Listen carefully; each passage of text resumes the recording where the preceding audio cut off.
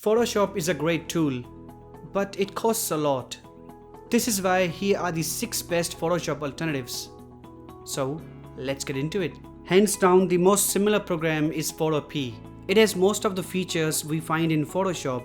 Options including removing backgrounds with one click, opening Photoshop files, layer management, AI subject selection, and templates are part of Photopea.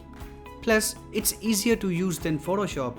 One problem I see is that it's web-based, so we see it freezing from time to time. But it's just a tiny free price to pay. The program does not have the new AI generation capabilities, and it does not properly support 3D, but it's free and it works, and honestly, that's all it matters. The second program is also web-based. It's called Pixlr E, and it's the fancy kind of photo editor. It supports all the essential tools of Photoshop, including layers, brushes, selections, one-click background removal, filters, and more. Like Photopea, it has a similar interface, making it easier to move from and to Photoshop. The feature of Pixlr that I like is animating objects with a few clicks. It has a built-in animation panel to animate layers or the whole image. This converts an image to a video so you can share it easily.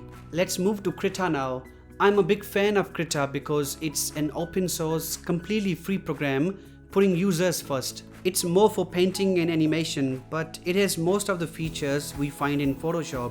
It also takes a unique interface approach with a different look and style.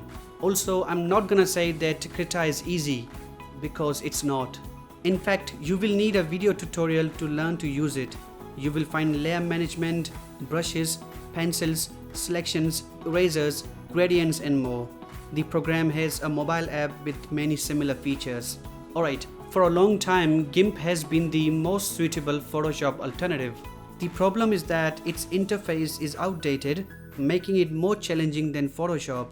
It takes a different approach where you find many editing options, but those options are in different locations. For example, in Photoshop, we add shadows in layer blends.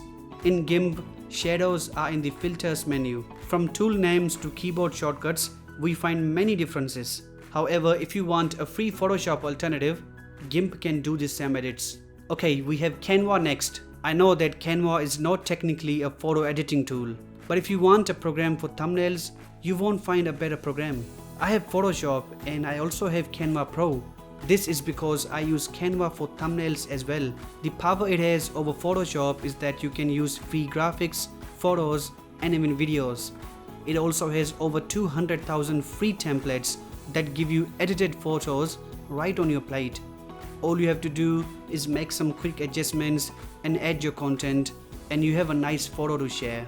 The last on the list is Paint.net.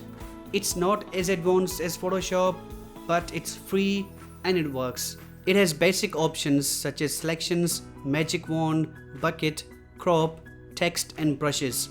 Other than that, we find layer management, effects, basic image rotation, and multiple image formats. It's a good program to learn to edit photos, but you will have to move somewhere else if your needs get bigger. Paint.net also has many community created plugins that can extend its overall functionality. With that said, this is it for this video.